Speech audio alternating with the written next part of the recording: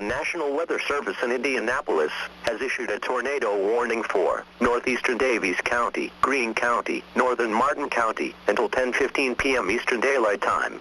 At 9:31 p.m. Eastern Daylight Time, National Weather Service Doppler radar indicated a severe thunderstorm capable of producing a tornado.